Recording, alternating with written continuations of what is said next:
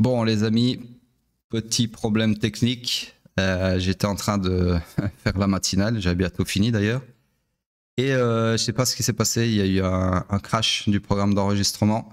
Donc voilà, je recommence. Par contre, je vais aller plus vite parce que c'est vraiment dommage. J'avais fait une matinale avec pas mal d'alpha, notamment théorique, etc., sur la market structure.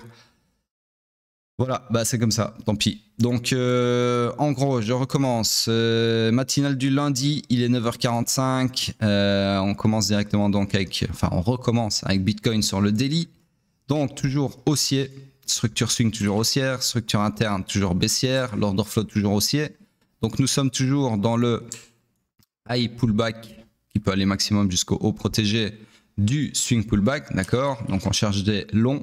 Malheureusement, comme vous le voyez, il n'y a toujours pas de POI à long là-dedans, dans ce price action. Donc c'est une structure morte, c'est-à-dire on cherche des longs, mais il n'y a rien à long. Et dans ce cas-ci, vu le momentum, ça peut vouloir dire qu'on va retourner l'order flow à la baisse, le point de choc futur est là. Donc c'est-à-dire que si on perd les... Combien c'est ça 80... non, 78 200. Si on perd les 78 200, eh bien l'order flow sera baissier et là, clairement, on ne cherchera plus des longs du tout, on cherchera des shorts, d'accord. Donc, mais ce n'est pas encore le cas pour le moment. Donc, on passe sur le H4. Sur le H4, ici, nous avons une structure swing baissière toujours, structure interne haussière, order flow baissier, donc ça nous met dans le high pullback qui peut aller maximum jusqu'au low protégé du swing pullback, d'accord. Donc, en gros, on cherche des shorts. Hier, il n'y a pas de POI à short, mais là, c'est chose résolue puisqu'on a généré plusieurs POI dans la journée d'hier. Donc, le POI à shorter le plus proche du price action, c'est celui-ci. Donc, le scénario que je vous ai tracé, c'est celui-ci avec la target, bien évidemment, qui est sur le week low ici, d'accord. Donc, ceci, c'est un week low swing puisque ça correspond à l'accomplissement de la destinée swing, d'accord. Donc, son but dans la vie, la structure swing ici, c'est de clôturer un corps de bougie sous ce week low. Sauf que ce week low ici est également sur la structure d'un point de vue structure interne, donc la structure ici, c'est également un strong low. C'est-à-dire que c'est un low qui est censé tenir si la structure interne est vouée à se perpétuer à la hausse pour continuer à effectuer le swing pullback de la structure swing baissière. D'accord ?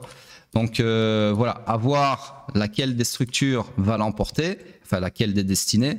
Est-ce que c'est la structure interne haussière qui va se perpétuer à la hausse ou bien est-ce que c'est la structure swing baissière qui va accomplir sa destinée? Mystère et boule de gomme, on sera fixé très bientôt. D'accord? Alors l'idéal, bien évidemment, ça serait qu'on vienne faire une mèche ici sous ce week low swing du coup, qui est un strong low interne, d'accord, pour ensuite partir ici et récupérer toute cette liquidité dans le premium du range, d'accord. Ça, c'est le seul scénario bullish saupoudré d'opium avec un H, un très grand H même, que je verrai, mais pour le moment, c'est clairement à la cave, ok. Alors, on passe sur le M15.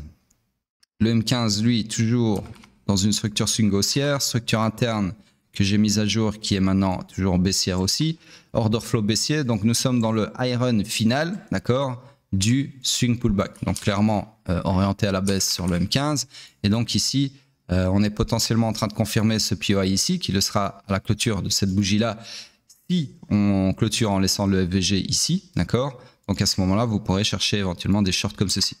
Si maintenant la bougie ici clôture sans laisser d'FVG, bien évidemment, il n'y aura pas de POI qui tienne et il n'y aura absolument rien à short. Sur ce, on passe sur le pétrole. Le pétrole en daily.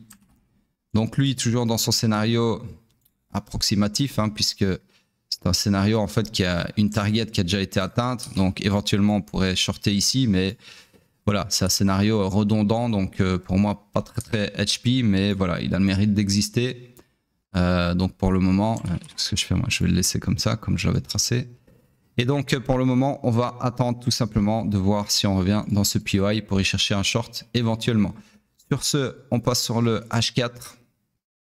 Le H4 qui est toujours haussier. Structure interne toujours baissière ici, confondu avec le point de choc, d'accord, qui est baissier également. Il y avait un scénario que j'avais tracé vendredi qui était comme ça et qui a été invalidé, puisque c'est au moment où ça a coupé d'ailleurs, puisque le POI ici a été transpercé, d'accord. Donc là, de deux choses l'une, on est toujours baissier, donc on cherche toujours des shorts, sauf qu'il n'y a plus de POI à short à proximité du price action, et le POI que je pourrais short, qui est d'ailleurs imbriqué dans un autre POI daily, bah, il ne m'intéresse pas trop, il ne m'intéresse pas du tout même, puisque aller chercher un short ici nécessiterait un retournement de l'order flow à la hausse, ici, d'accord. Donc du coup, à ce moment-là, je chercherais plutôt des longs, ok, et plus des shorts. Donc en gros, pour le moment, pas de scénario, ok. Et on est en train de constituer de la liquidité de part et d'autre de ce triangle de liquidité. Sur ce, on passe sur le M15. Le M15 qui lui est baissier, que j'agrandis comme ceci. Structure interne, alors laissez-moi regarder avec mon petit Fibo, voir un peu ce qu'on a eu comme retracement. Ouais, ok. Donc, pour moi, la structure interne s'est perpétuée à la hausse ici, comme ceci, entraînant le fait qu'elle s'est ensuite retournée à la baisse ici. Alors là, je vais zoomer un peu plus. Ouais, j'ai bien l'impression qu'on a ça. Je vais zoomer pour être sûr. Ouais, donc ici, c'était vraiment du tout de tick. Vous voyez que c'est très très précis. C'est pour ça que j'adore les futurs. C'est la précision incroyable comparé au CFD de merde. Donc sur ce, en gros, structure interne baissière. Ici, on a eu un beau grab de la liquidité sous le week low interne, comme ceci, suivi d'un choc haussier, ce qui correspond à un combo, puisqu'on a eu grab de liquidité sous le bas de la session asiate d'ailleurs, qui est mon carré orange, suivi d'un retournement de l'order flow, donc clairement pour alimenter un mouvement haussier, d'accord. Donc je pense que potentiellement, j'allais dire potentiellement on va chercher la liquidité ici, mais là on vient de retourner l'order flow à la baisse, donc rien n'est moins sûr. Ici vous noterez que le POI M15 de vendredi a extrêmement bien fait réagir le prix, d'accord, avant d'être au final transpercé. Donc là il y avait un petit long à prendre éventuellement. Sur ce, l'order flow vient de changer à l'instant. Donc là, il n'y a plus de POI parce que j'allais vous dire de long le POI ici. Mais vu que maintenant on est sur un order flow baissier, bah, on cherche des shorts. Malheureusement, comme vous le voyez, il n'y a aucun POI à short, d'accord, qui ne nécessite pas de retournement d'order flow à la hausse. Donc du coup, pour le moment, laissez-moi regarder, ouais. On est dans le... ouais, c'est ça. On est dans le iron final, d'accord, du swing run final. Donc là, on est bien aligné baissier. Donc en gros, on cherche des shorts, mais il n'y a rien à short. Sur ce, on passe sur le Bitcoin en weekly. Et oui, nous avons eu cette fameuse clôture. Alors là, c'est clairement sans équivoque. Franchement, c'est vraiment crapuleux pour les holders de bagues parce que, imaginez, je suis certain qu'il y a des mecs. Alors, je suis certain qu'il y a des mecs qui ont paniqué celle-là, qui ont racheté leur bague là, merde, qui ont racheté leur bague ici et qui là sont la tête sous l'eau parce que voilà, parce que ils y comprennent rien. Hein, c'est voilà, c'est comme ça, c'est la vie, c'est le grand cycle de la vie. Donc sur ce, sans équivoque. Comme je vous l'annonce depuis des semaines, pour moi, nous avons eu le follow-through, la confirmation qui me manquait. Non pas pour vous dire qu'on est en bear market, ça je vous l'ai dit depuis qu'on a choqué ici, donc depuis il y a 2 semaines. Okay, donc depuis ici, depuis les 89 500, pardon, je vous ai dit qu'on était en bear market depuis qu'on a eu le choc ici. La seule chose qui me faisait hésiter entre guillemets sur ce choc, et cette entrée en bear market, si elle était pertinente ou pas, c'est le fait qu'on avait eu une remontada ici et donc on avait eu un choc sur mèche. Et un choc sur mèche, comme je vous l'ai dit, ça peut être simplement un grab de liquidité déguisé pour ensuite alimenter un mouvement contraire, d'accord? Et je vous avais dit que la seule façon de confirmer si oui ou non c'était le cas, ça serait d'avoir un follow-through, ce que j'appelle un follow-through, c'est-à-dire de clôturer un corps de bougie sous le point de choc. chose qu'on n'avait pas su faire sur la première bougie qui avait choqué à la baisse, d'accord? Et donc là, les amis, sans équivoque, encore une fois, on a clairement un corps de bougie sous le point de choc et qui est ma ligne jaune. Donc du coup, on est, oui, clairement, jusqu'à preuve du contraire, on est clairement dans un bear market, d'accord? Donc là, ça veut dire que pour le moment, vous pouvez considérer que on est... Ah, encore une fois, j'ai pas mes chocs, attendez. Je vais les mettre... Non, c'est pas là, c'est là. Donc je disais, pour le moment, vous pouvez considérer qu'on est là, ok? On est là, clairement. Donc bear market, alors maintenant, le bear market, ne me faites pas dire ce que j'ai pas dit. Personne ne sait jusqu'où il va aller. Mais là, ce que je peux vous dire, c'est que l'order flow étant baissier en weekly, pour moi, il n'y a plus de bull run qui tiennent, d'accord? D'ailleurs, c'est la même chose sur les indices. Il y a tout qui a fait une semaine exécrable, d'accord, vous pouvez aller voir. Sur les indices, on a également choqué en weekly à la baisse. Donc là, les amis, on est potentiellement sur début de récession. Alors j'ai bien dit potentiellement parce que le marché fait ce qu'il veut. Donc là, on peut aussi très bien être simplement dans le swing pullback, ok, et puis alors ensuite on perpétue la structure à la hausse. C'est de toute façon ce à quoi on s'attend, théoriquement parlant, d'accord? C'est-à-dire que là, la structure swing, alors certes l'order flow est baissier, mais là la structure swing, elle est toujours haussière. C'est-à-dire que en termes de market structure, la structure haussière comme ceci, c'est quoi son but dans la vie? C'est de faire un swing pullback qui peut aller maximum jusqu'au low protégé si la structure est vouée à se perpétuer à la hausse et ensuite se perpétuer à la hausse comme ceci, d'accord? Donc ça en vert, c'est ce à quoi on s'attend d'un point de vue structurel dans cette structure swing haussière, d'accord? Maintenant, le swing pullback en question, donc ceci, on ne sait pas jusqu'où il peut aller. Il peut très bien faire ça et puis perpétuer la structure à la hausse. Il peut très bien aller jusque dans l'extrême discount puis perpétuer la structure à la hausse. Il peut très bien aller jusqu'au low protégé, faire une mèche dégueulasse ici et puis perpétuer la structure à la hausse. Et il peut très bien ne jamais avoir lieu puisque au final, il peut très bien retourner la structure à la baisse. D'accord? Donc tout est possible, bien évidemment. Mais pour le moment, le seul truc qui est toujours haussier, c'est la structure. Okay? Donc là, on est dans le swing pullback et un swing pullback en weekly. Donc le swing pullback, en fait, il est là, il est tracé depuis des mois, d'accord? Donc le swing pullback en weekly, d'ailleurs, je ne sais pas pourquoi j'ai... Ok, j'ai rien dit. Je disais, le swing pullback en weekly, ça dure des semaines. Donc ça peut très bien être un bear market ou un mini bear market, d'accord? Tout dépend de combien de bougies on va rester sur un order flow baissier, ok? Voilà, donc en tout cas... Pour le moment, rien de bullish, clairement pas, c'est fini, finito, d'accord. On peut aussi bien évidemment ranger au niveau du gap, je sais pas, on peut faire tout et n'importe quoi, tous les scénarios sont possibles. La seule chose qu'il faut vraiment retenir ici, c'est qu'on est dans un bear market, d'accord. Maintenant, de quelle amplitude, moi, pas savoir, ok. Encore une fois, c'est pas mon but, c'est pas mon métier de lire l'avenir, ok.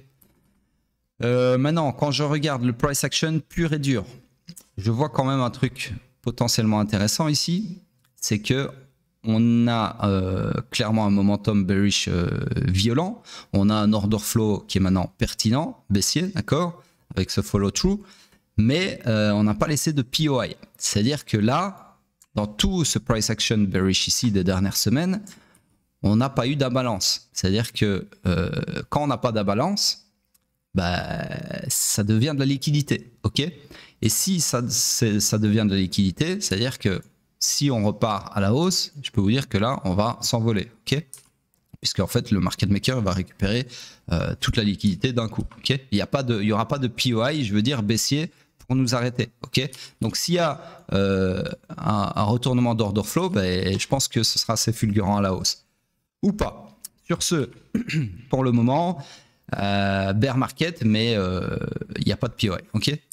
Donc les deux points positifs entre guillemets, les deux points d'opium avec un H, on va dire ça comme ça, c'est que la structure est toujours haussière, donc toujours vouée à se perpétuer à la hausse jusqu'à preuve du contraire, et on n'a pas laissé de POI, donc il n'y a pas d'imbalance à la hausse, c'est-à-dire que à la baisse plutôt, c'est-à-dire que tout ceci devient une liquidité qui n'attend que d'être prise.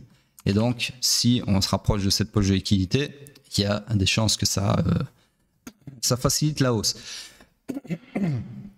Désolé, j'ai un chat dans la gorge. Donc voilà, j'ai rien d'autre à vous dire de plus sur le weekly, à part rip vos bagues. Et puis on va regarder vite fait la dominance, mais à mon avis, ouais, dominance, rien à dire non plus. On peut regarder aussi, ah oui, c'est ça que je voulais regarder. BTC, CME, le gap, les gaps, pardon. Alors ça, bah, c'est finito, hein. On l'a eu. Enfin, on l'a pas eu sur le CME, on l'a eu sur... D'ailleurs, je comprends toujours pas pourquoi sur le CME, on n'a pas eu la bougie marteau, mais bon, bref. C'est pas grave, je ne traite pas le CME de toute façon, donc je m'en branle, mais c'est curieux. Donc en gros, sur le CME, bah, en fait, vous voyez, sur le CME, il n'y a jamais eu de choc sur mèche. On a eu directement, du coup, un vrai choc baissier. Alors, ce que je voulais regarder, c'est les gaps. Donc là, on a le gap ici. Maintenant, je pense qu'on a laissé un gap sur le daily. Je vais aller voir ça, c'est ça que je voulais voir. Ouais, donc ici, on a un énorme gap. Bon, la bougie n'est pas clôturée, hein, donc en fait, je peux même pas tracer ça. Mais bon, potentiellement, on est en train... Ouais, j'ai pas de... Attendez, je vais faire autre chose. J'ai pas de template gap CME. Donc, ce que je vais faire, c'est que je vais reprendre celui-là. Hop. Le coller sur le daily et le réajuster comme ceci. Voilà, donc potentiellement, ça, c'est une zone qu'on peut venir revisiter dans la semaine ou dans les prochaines semaines ou jamais. Hein, les gaps sont souvent comblés, sont souvent tapés, mais on ne sait jamais quand, d'accord? Ni à quelle... amplitude, à quel degré. Donc voilà, on peut très bien avoir une remontada comme ceci pendant la semaine et puis continuer le bear market. Ok. Maintenant, attention aussi que l'order flow en daily, comme on l'a vu sur la paire intraday, est toujours haussier. D'accord. Donc, ça veut dire que ce lot-là, dans tous les cas, c'est un strong low. C'est un low qui est censé tenir sur la low time frame. D'accord. Donc, il est possible que le gap aspire le prix à la hausse. Et vu qu'on a un order flow haussier et pas mal de liquidités à récupérer ici, qu'on ait une remontada comme ceci. Ça, c'est possible, ok? C'est tout à fait possible. En fait, attendez, parce que là, j'ai eu un bug. Ah. Petite seconde. Je sais pas ce qui s'est passé là. Okay, j'ai simplement ouvert. Attendez, parce qu'il y a un bug en fait quand vous dessinez hors du champ de dessin sur TradingView, comme j'ai fait ici, ben, vous perdez complètement le contrôle du clavier. Donc du coup, voilà, j'ai effacé tout ça. Donc je sais plus ce que je disais. Oui, voilà, ce que je voulais dire, c'est que ce qui va être très important, c'est vraiment voir ce qui va se passer au niveau de ce lot-là. Ça, c'est vraiment la prochaine étape sur Bitcoin. Vu que ce lot-là, bah, il est déjà finito. Ici, on a un gap. Donc, potentiellement, le gap pourrait aspirer le prix. Et comme je viens de le dire, partir vers la liquidité ici. Et là, les amis, ça serait vraiment... vous sauvez les miches, d'accord, grâce à ce lot-là qui aurait tenu. Maintenant, c'est pas pour ça qu'on repart en bull run. Puisque, comme je vous l'ai montré sur le weekly, sur lequel on va retourner, on repartira pas en bull run. En tout cas, il ne sera pas question de bull run ou quoi que ce soit avant qu'on rechoque à la hausse, c'est-à-dire qu'on retape les 99 574 sur Binance du mois. Okay, donc en gros, même si on a une remontada grâce au gap CME comme ceci, là, et qu'on prend même toute la liquidité ici, tant qu'on reste là-dedans, les amis, toujours bear market. Okay, pas de bear market avant qu'on casse la ligne jaune. En tout cas pour le moment. Okay, voilà, peut-être après, si on dégueule un peu plus et qu'on fait des zigzags comme ceci, le point de choc futur ici redescendra un peu plus proche du prix. Et donc, à ce moment-là, on aura peut-être un retour en bull market sur un prix plus bas. Mais pour le moment, c'est pas du tout le cas. Okay, là, j'anticipe beaucoup ce qui pourrait se passer ou pas. Donc voilà, là maintenant tout de suite, bear market sur le daily, petite opportunité qu'on rebalance toute la dégueulade du week-end, d'accord, via le gap CME, mais c'est tout. À part ça, il n'y a absolument rien de bullish, ok. Donc je pense que cette semaine, on peut s'attendre potentiellement, comme je viens de le dire, à un relief, à un soulagement haussier, mais je n'en demeure pas moins extrêmement bearish, bear market, jusqu'à preuve du contraire, c'est-à-dire reprise des 99 500. Tout ce qui se passe d'ici là, qui est bullish, pour moi, c'est bullish sur de l'intraday, mais pas plus. Ok. Voilà, sur ce, juste regarder un truc, c'est le mensuel. Que le mensuel, je regarde rarement.